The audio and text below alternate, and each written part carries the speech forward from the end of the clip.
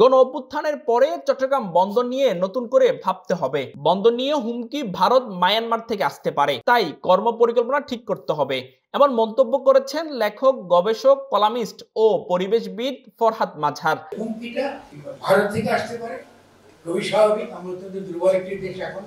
সেটা মায়ানমার থেকে আসতে পারে, এমনকি সেটা এক্সট্রা রিজিওনাল ইউএসএ বলি, অস্ট্রেলিয়া বলি, তাদের কাছ থেকে আসতে পারে। রবিবার বিকেলে চট্টগ্রাম সার্কিট হাউসে বন্দর সুরক্ষা কমিটি আয়োজিত চট্টগ্রাম বন্দরের সক্ষমতা বৃদ্ধি ও ভবিষ্যৎ পরিকল্পনা শীর্ষক এক মতবিনিময় সভায় এমন মন্তব্য করেন তিনি। বন্দর পরিকল্পনার মধ্যে আগান প্রস্তুতির ডিজাইন, নকশা, চিন্তা সবই থাকবে। সভায় উপস্থিত অন্যান্য বক্তারা বলেন, দেশকে নিয়ে নতুন করে ভাবতে না পারলে গণ অভ্যুত্থান ব্যর্থ হবে। চট্টগ্রাম বন্দর সরাসরি নগরায়নের সাথে জড়িত।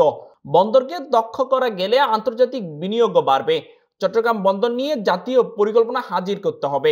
ওপেন টেন্ডার হতে হবে, যেন প্রত্যেকে অংশগ্রহণ করতে পারে। তাহলে ওপেন টেন্ডার যদি হয়, তাহলে এখানে যোগ্য লোক আসবে। আমরা যারা বন্দর ব্যবহারকারী আমরা কখনো প্রশাসন লেভেল থেকে বন্দরের উপরে এক্সপার্ট কাউকে কখনো আমরা বন্দরের যে সকল সিদ্ধান্তগুলো হয় সেখানে কিন্তু আমরা কখনো তাদেরকে পাই না। এতে বক্তব্য রাখেন বন্দর অংশীজন, বিভিন্ন সামাজিক সংগঠনের সদস্য ও বৈষম্য বিরোধী ছাত্র আন্দোলনের শিক্ষার্থীরা। পোর্টের সিন্ডিকেশন কেন থাকবে? পোর্টটা সবার, পোর্টের ব্যবসা করবে বাংলাদেশের প্রত্যেকটা নাগরিকের এখানে অধিকার আছে পোর্ট নিয়ে। News desk, Chattala 24, Chittagong. যারা আপনারা চট্টগ্রামে আছেন এবং যারা এই রক্তের